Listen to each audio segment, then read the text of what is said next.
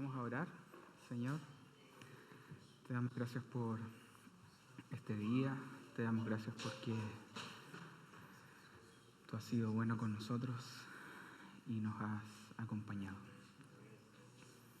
Te queremos pedir en este momento que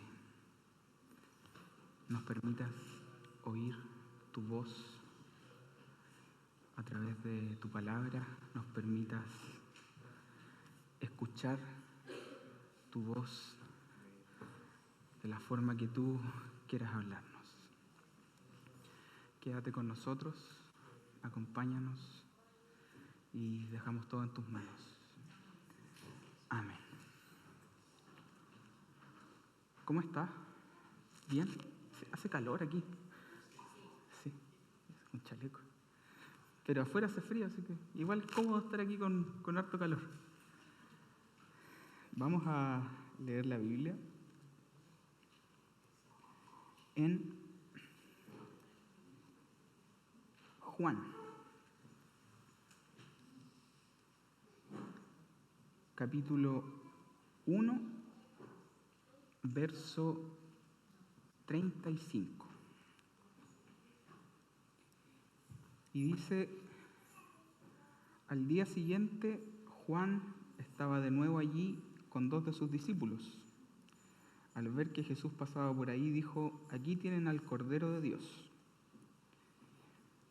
Cuando los discípulos le oyeron decir esto, siguieron a Jesús. Jesús se volvió y al ver que lo seguían les preguntó: ¿qué buscan? Hasta aquí vamos a leer. Bajo esta pregunta vamos a partir hoy día una serie de predicaciones durante este mes de junio. Van a ser cinco predicaciones donde vamos a estar hablando algo asociado a esta pregunta. Hay unas versiones de la Biblia que dicen: ¿qué quieres? ¿Qué es lo que deseas? Y ese es el mensaje implícito que Jesús entrega y lo que les pregunta a estos 2 primeros discípulos que él llama, Simón y Felipe. Y probablemente es la pregunta que nos hace a nosotros cuando nosotros nos acercamos a Él. Nos dice: ¿qué quieres? ¿Qué deseas? Él no pregunta ¿qué crees? Ni pregunta tampoco ¿qué es lo que sabes? Sino que Él va más allá. Él va al corazón y pregunta: ¿qué deseas? Y probablemente esta pregunta es una de las preguntas más incisivas que Dios nos puede hacer en algún momento, porque la verdad es que somos lo que nosotros queremos. Somos lo que nosotros amamos. Nuestras voluntades, nuestros anhelos, nuestros deseos son el centro de nuestra identidad. Es lo que me hacen ser yo frente al resto. Y estos anhelos, estos deseos que están en nuestro corazón son el motor, son la fuente de donde fluyen todas las acciones y todos nuestros comportamientos. Lo que nosotros queremos en la vida es el eco de lo que hay en nuestro corazón.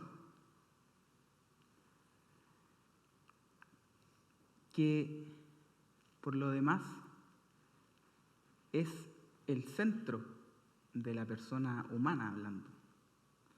El corazón es donde se encuentra toda nuestra identidad, donde se encuentra toda la motivación y se encuentra toda esa fuerza que nosotros sacamos para poder vivir y seguir lo que anhelamos y lo que deseamos. Esto no lo digo yo, lo notaron más personas y lo notaron también en la Biblia, en el libro de Proverbios, dice, conocido por todos, por sobre toda cosa, guarda tu corazón, porque Él dirige tu vida. Las versiones más antiguas dicen de Él mana la vida, pero una versión más nueva que apareció, que es la NTV, dice Él dirige tu vida. Por lo tanto, en lo que esté nuestro corazón, probablemente nuestras acciones nos van a llevar. En lo que esté nuestro corazón va a ser la fuente de lo que nosotros busquemos.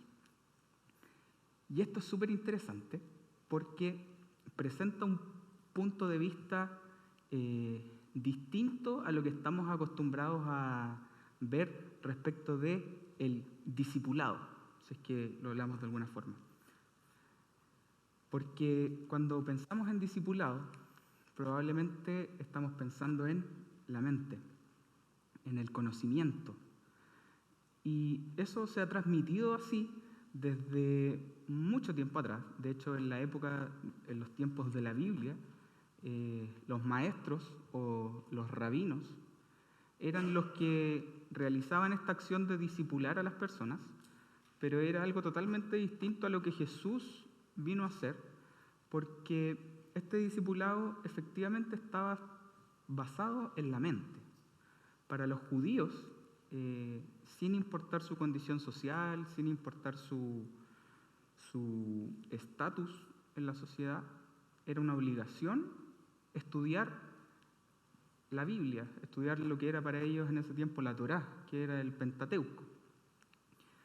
Por lo tanto, como era un requerimiento para mí estudiar la Biblia, yo tenía que buscar a un maestro, y estos maestros se evaluaban en base al prestigio que tenían respecto del conocimiento de la ley. Entonces, si yo quería ir donde un maestro o un rabí X a aprender, tenía que ir, presentarme donde él y decirle, yo quiero que tú me enseñes. Y el rabí, como buen maestro y exigente maestro de la ley, tenía exigencias. Y dentro de estas exigencias, además de que era un requerimiento social estudiar la Torá, los maestros tenían como exigencia tener un fuerte deseo de estudiar la Biblia. Por lo tanto, desde esa época en adelante hemos ido avanzando y hemos ido viendo que a las personas y el discipulado en sí se les trata como cosas pensantes. De hecho, si nos vamos un poco más a la modernidad, hay una frase bien conocida de un filósofo que dice, pienso y luego existo, ¿cierto? Entonces, desde esa época hasta hoy día, nos hemos tratado como cosas pensantes. Y eso tiene harto sentido a la hora de que pensamos, por ejemplo, que Pablo, cuando le escribe a los romanos, le dice que tienen que transformarse mediante la renovación de su mente, es decir, conocimiento. Por eso es que si nosotros seguimos de una manera seria y de una manera motivada a Dios, normalmente no nos vamos a quedar solamente con lo que venimos a escuchar aquí, sino que leemos la Biblia continuamente en casa, nos comprometemos a participar quizás en algún grupo pequeño donde vamos a estar estudiando, donde vamos a estar conociendo, y aprovechamos cada instancia para poder conocer más de Dios a través de la Biblia. Por lo tanto, hay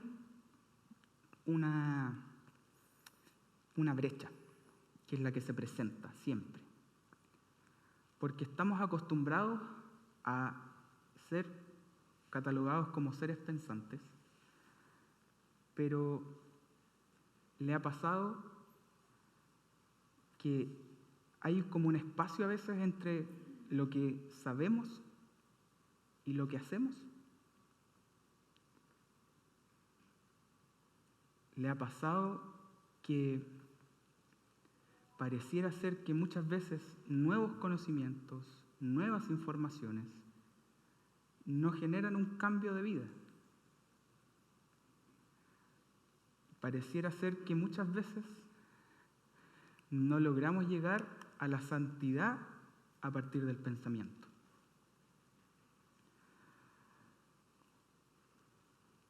A todos nos ha pasado que de repente venimos a la iglesia, escuchamos una predicación que nos hace mucho sentido y nos comprometemos y decimos, sí, tengo que adoptar esto, voy a hacerlo, pero pareciera ser que el lunes en la tarde, sin siquiera darnos cuenta, nos olvidamos de lo que habíamos escuchado en la iglesia.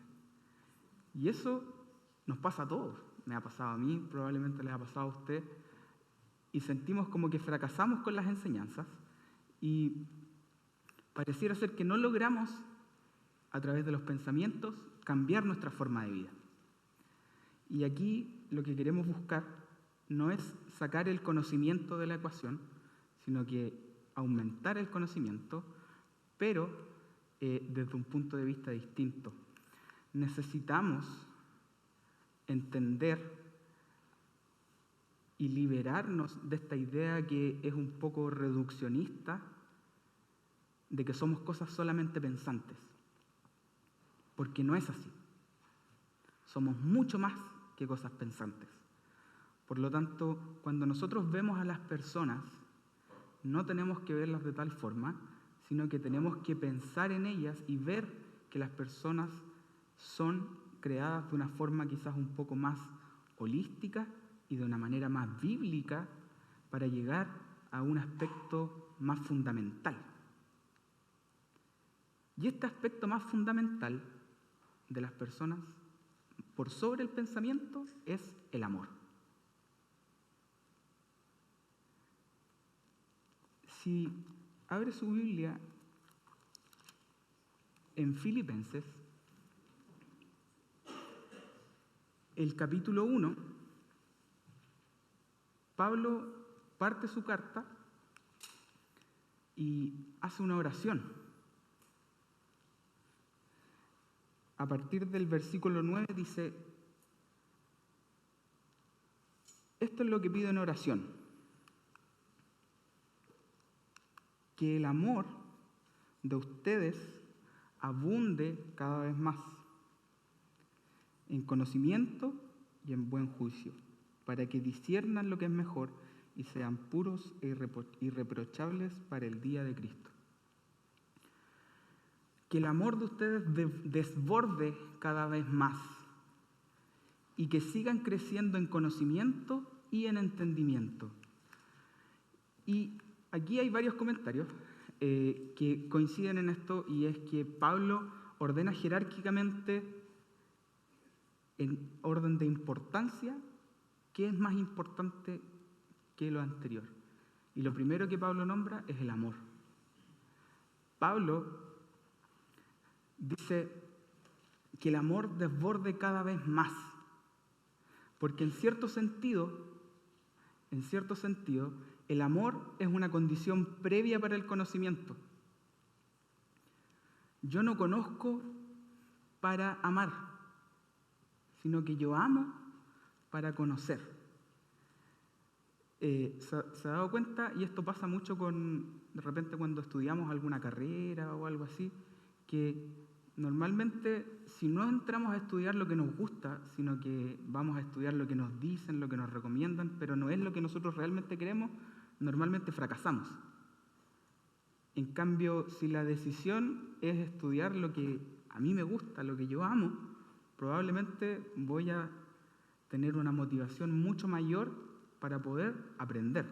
Por lo tanto, el orden es que primero amamos y después conocemos.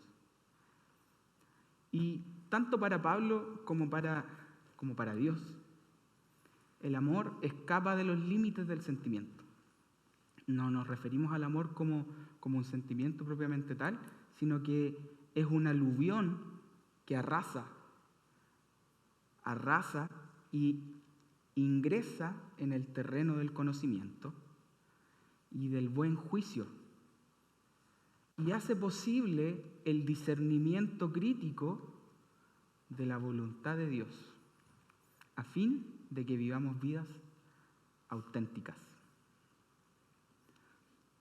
Por lo tanto, tenemos que amar para conocer. Tenemos que amar a Dios para conocer a Dios, para poder entender su voluntad, para poder aplicar el buen juicio y tener vidas auténticas. Y aquí ya se nos presenta una forma de ver a las personas bastante distinta. En vez de asumir que somos lo que pensamos, la oración de Pablo lo que hace es presentarnos una convicción de que las personas no son lo que saben, sino que las personas son lo que aman. Y esta serie de predicaciones se llama Eres lo que amas. El poder espiritual de los hábitos.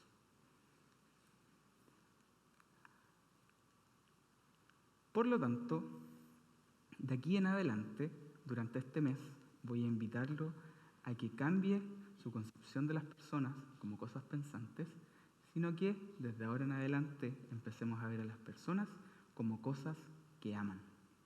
Seres que antes que todo aman algo, aman a Dios, aman a las personas. Y a partir de el amor, crecen, practican, viven.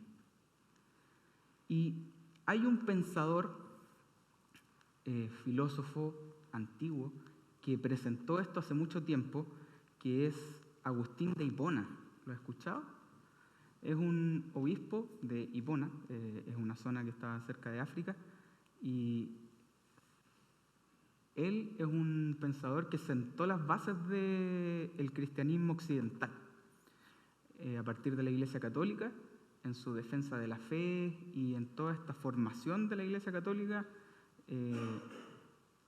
presentó varias cosas importantes, y dentro de ellas tiene un libro que se llama Confesiones, que es como una autobiografía. Y la primera afirmación que hace en esta autobiografía es la siguiente. Dice: nos creaste para ti, Señor, y nuestro corazón siempre estará inquieto mientras no descanse en ti. Nos creaste para ti y nuestro corazón no va a alcanzar o no va a encontrar descanso hasta que se encuentre contigo. Y aquí él reconoce varias cosas, entre ellas que primero fuimos creados por un creador, que es Dios, que es Jesús. Pero él presenta esta inquietud de la persona como una imagen dinámica del humano. Es decir, que siempre va a estar en movimiento, siempre va a estar buscando algo, siempre va a estar siguiendo. Es decir, que el humano, nosotros fuimos creados para algo. Él presenta como el centro de la persona el corazón. Él dice: nuestro corazón no va a encontrar descanso.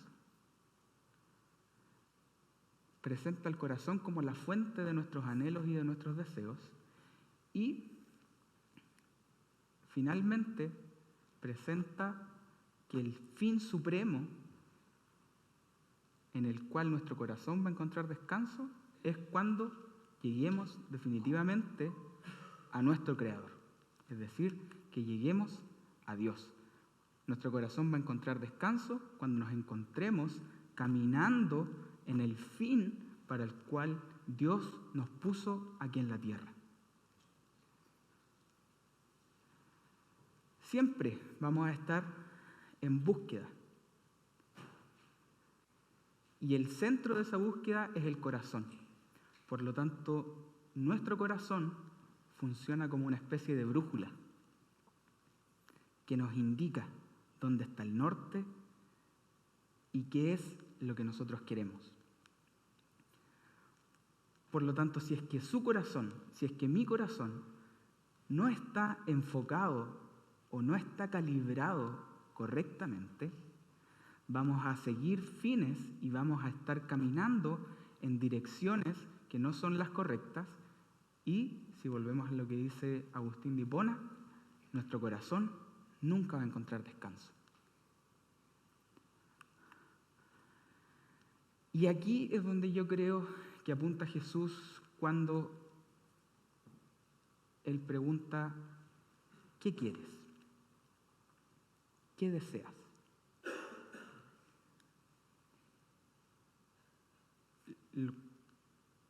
La respuesta que yo me di a mí mismo cuando me encontré con esta pregunta fue, ¿sabes qué? No sé qué es lo que quiero. Realmente, si es que me preguntas qué quiero, no sé qué es lo que quiero. Tenemos objetivos cercanos, quiero esto, pero no, en su vida, en mi vida. ¿Sabes qué? No sé qué es lo que quiero.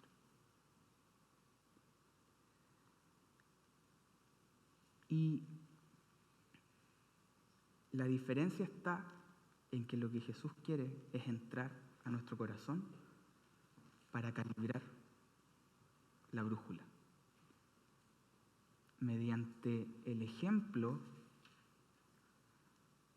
Jesús nos enseña prácticas.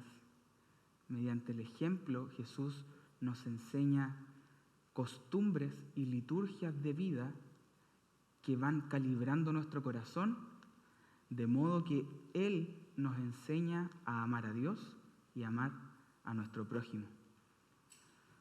Por lo tanto, la formación de nuestros amores a través del Espíritu es una recalibración del corazón, una reorientación de nuestros amores a través del Espíritu significa desarmar, destruir y deconstruir todas las conductas que nosotros tenemos asociadas de todas nuestras prácticas culturales.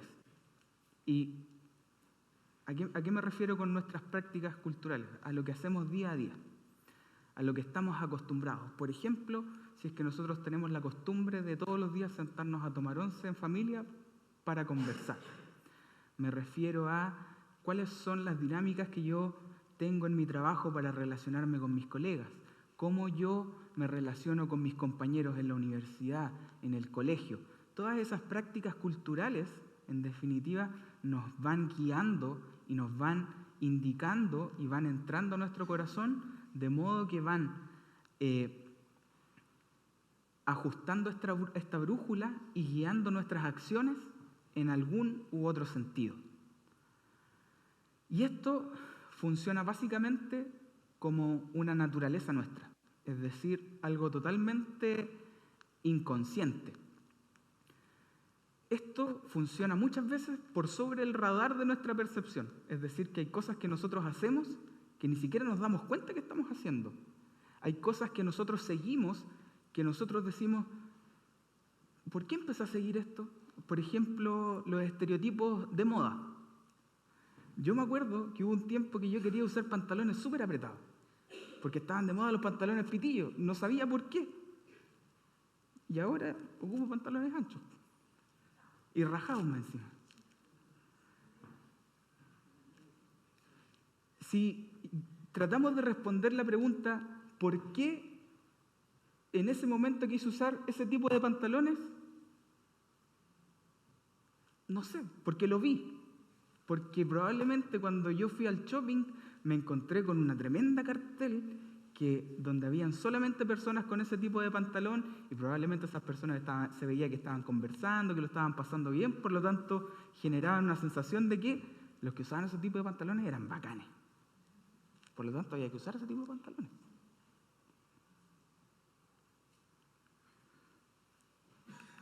Y este sistema de los hábitos y este sistema de las costumbres funciona de una manera inconsciente, es como respirar. Yo no me doy cuenta que respiro, pero estoy respirando siempre. Y aquí probablemente nuestras costumbres, nuestros anhelos, nuestros deseos están orientados por la forma en la cual nosotros hemos estado inmersos a lo largo de nuestra vida. Y estas costumbres las vamos a llamar como liturgias, liturgias de vida, liturgias de familia, liturgias del trabajo, liturgias sociales, liturgias de la iglesia.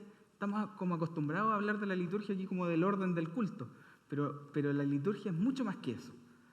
Entonces, estas liturgias, de forma efectiva y supervisceral, entrenan nuestros anhelos y nuestros deseos. Así que lo que es necesario es que nosotros seamos capaces de ver que todas las costumbres que nosotros tenemos y todas las cosas que nosotros hacemos no son solamente cosas que nosotros decidimos hacer, sino que además son cosas que nos hacen algo a nosotros. La forma en que yo me relaciono, los lugares a los cuales yo frecuento, tienen una consecuencia en mí. Tienen una acción en mí.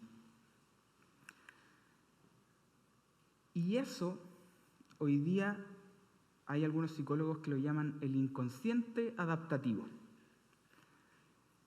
Y dentro de ese inconsciente adaptativo, hay algunas funciones que están asociadas. Es decir, que a través de las cosas que nos llegan a nosotros, no nos damos cuenta y de manera inconsciente vamos adoptándonos y adaptándonos a actuar y a vivir la vida, nosotros es que definimos metas, evaluamos ciertas situaciones, tomamos iniciativa y además las maniobras de nuestro corazón están asociadas a ese inconsciente adaptativo. Por lo tanto, probablemente muchas de las metas que nosotros definimos, las iniciativas que nosotros estamos tomando, están influenciadas por todo lo que pasa a nuestro alrededor y todas las informaciones que nos llegan, y a partir de ahí nosotros actuamos, hacemos y vivimos.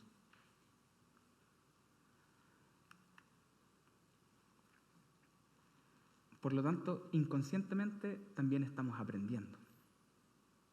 Inconscientemente también estamos moldeando nuestro corazón, y eso significa que además probablemente la calibración de nuestra brújula inconscientemente se ha estado yendo de Dios.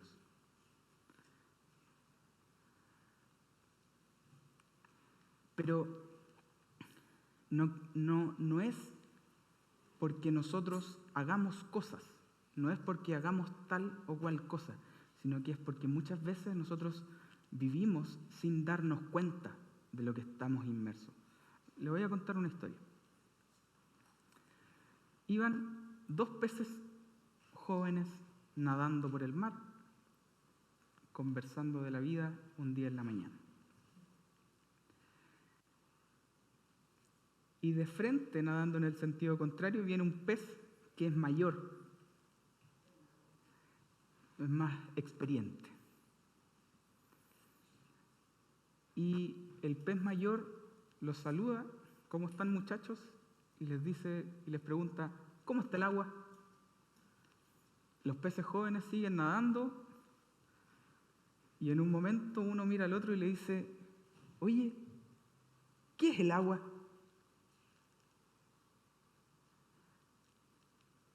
Los peces jóvenes, como toda su vida han vivido en el agua, no saben lo que es el agua, pese a que están inmersos en el agua, pese a que desarrollaron un sistema para poder respirar debajo del agua, pese a que desarrollaron un sistema para poder ver debajo del agua, no saben que están en el agua porque para ellos el agua es una costumbre desde que nacieron. Por lo tanto, el problema es que muchas veces no nos damos cuenta en lo que estamos inmersos. Necesitamos tener conciencia de lo que estamos nosotros sumergidos. Necesitamos saber lo que es el agua, porque probablemente toda la vida hemos estado nadando en el agua y no nos hemos dado cuenta. Probablemente ya desarrollamos un sistema para poder respirar debajo del agua y para poder ver debajo del agua, pero todavía no somos capaces de ver que estamos bajo del agua. Por eso necesitamos remover esa máscara y poder revelar nuestras realidades tal cual son. Y esto sería como hacer una especie de auditoría litúrgica de nuestra vida. Y eso es lo que queremos empezar a hacer de aquí en adelante. Empezar a ver cómo están nuestros hábitos. Empezar a ver cómo nos estamos desarrollando y cómo nos estamos relacionando con nuestros amigos, cuando venimos a la iglesia, en nuestras familias, cómo lo estamos haciendo con los hijos para las personas que tienen hijos, cómo lo estamos haciendo con la iglesia, con nuestros colegas, etc. Porque lo que nos rodea y cómo nosotros nos relacionamos con nuestro entorno produce algo en nosotros, produce algo en nuestro corazón. Y sabe, esto es importante porque a partir de esto es tener un entendimiento de cómo funcionan las tentaciones que se nos presentan. Estamos tan acostumbrados a ser seres pensantes que creemos que las tentaciones funcionan de la misma forma. Vemos las tentaciones como una realidad intelectual, en la cual son situaciones, son ideas o son cosas que se nos presentan y nosotros podemos ponderar, podemos evaluar y decidir si practicar o no esto que sería una tentación. Pero no somos solo cosas pensantes, sino que somos criaturas que tienen hábitos, criaturas que tienen amores, que tienen anhelos, que tienen deseos. Por lo tanto, las tentaciones no se resumen a tener ideas malas o tomar decisiones equivocadas, sino que probablemente las tentaciones muchas veces están asociadas a hábitos ordenados de maneras incorrectas. Nuestros pecados no son solamente decisiones malas o actos equivocados aislados, sino que probablemente los pecados muchas veces son un reflejo de nuestros vicios, son un reflejo de lo que probablemente está pasando en nuestro corazón. Y superar esas situaciones, superar estos pecados, requiere más que de pensar, de conocer y de leer la Biblia, requiere de escuchar a Jesús preguntándonos ¿qué quieres? Y ser capaces de decirle, ¿sabes qué? No sé qué quiero. Y como no sé qué quiero, he estado disparando en muchas direcciones y lo que necesito es que tú, a través de estas prácticas que vienen de ti, estas liturgias que tú nos enseñas, me ayudes a cambiar mi corazón. A través de tu ejemplo y a través de tu enseñanza, pueda reformular mi vida y adoptar hábitos que recalibren la brújula y que la apunten hacia Dios y no hacia otras cosas, que es lo que normalmente pasa. Por lo tanto, la invitación en este tiempo es esa: a decir, ¿sabes qué? No sé bien qué es lo que quiero. Pero estas cosas, hay que ser sinceros, a veces dan un poco de miedo, porque existe la posibilidad de que uno, al indagar, se encuentre con que probablemente no hemos estado actuando muy bien hace harto tiempo. Y cuando yo me encontré frente a esta situación, yo le dije a Dios: Señor, ¿sabes qué? Necesito que me des valentía para ser capaz de entrar e indagar de manera real y de manera sincera cuáles son mis liturgias de vida.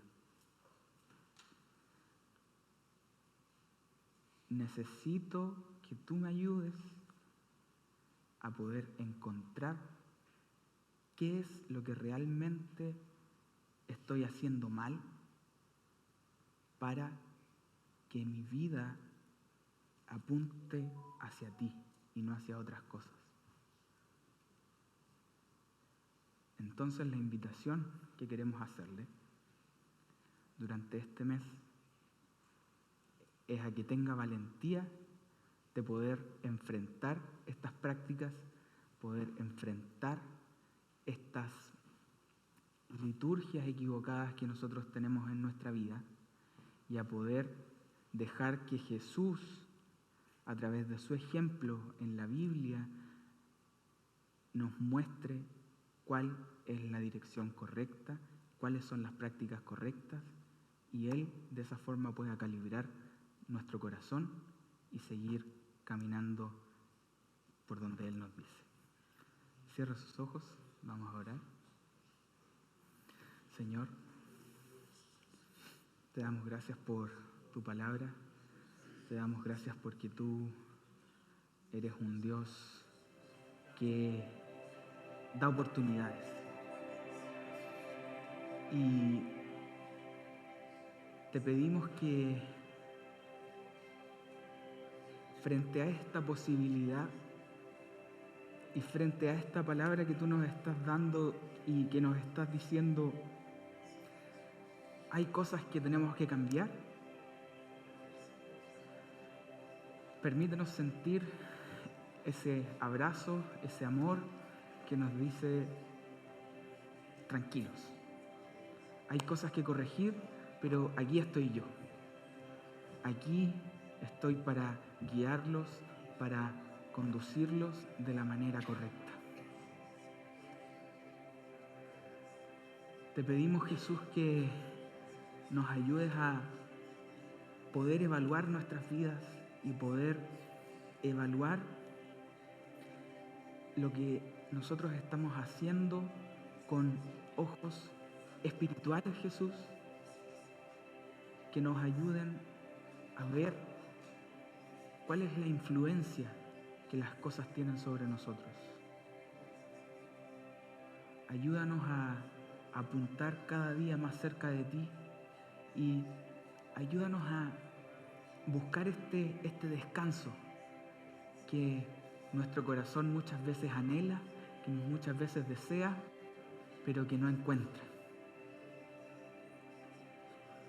Dejamos en tus manos, Jesús, nuestras vidas, nuestras costumbres, nuestras liturgias, para que tú trabajes con ellas. Dejamos todo en tus manos, Jesús.